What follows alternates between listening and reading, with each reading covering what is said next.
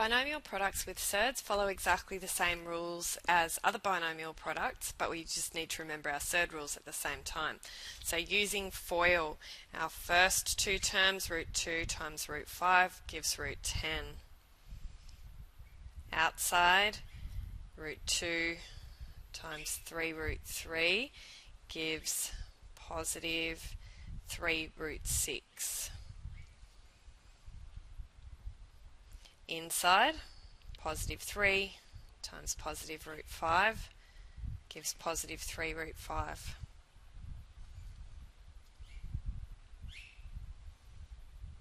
And last is positive 3 times positive 3 root 3, which gives us positive 9 root 3.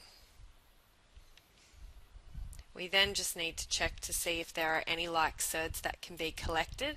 In this case, that's as simple as we can make it.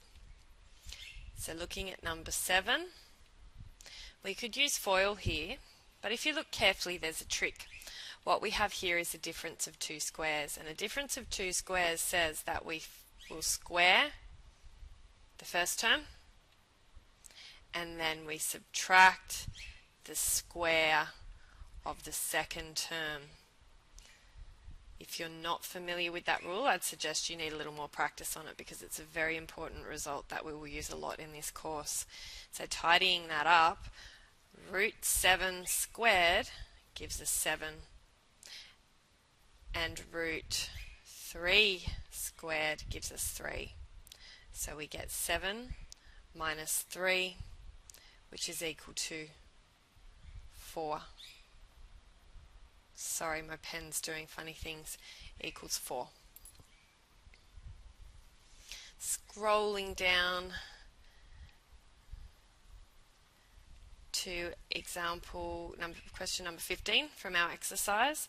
This one is a perfect square. So again, if you remember your special products for expanding a perfect square, the rule tells us to square the first term. So we're going to square 2 root 2. Then we subtract, because there's a minus in the centre there, it's going to be minus. Now we double the product of these two terms in brackets. So the 2 that I've just written down is to double it. I'm now going to write the 2 root 2, which is the first term there, and multiply that with root 3. If you can do this in your head, that's fine. I'm just trying to show you the full working. And then the number on the end, the final term, will be the second term in brackets, all squared. So we get root 3 all squared. Now tidying up on the next line. 2 squared is 4. Root 2 squared is 2. So from that set of brackets there, I'm going to end up with a 4 times 2.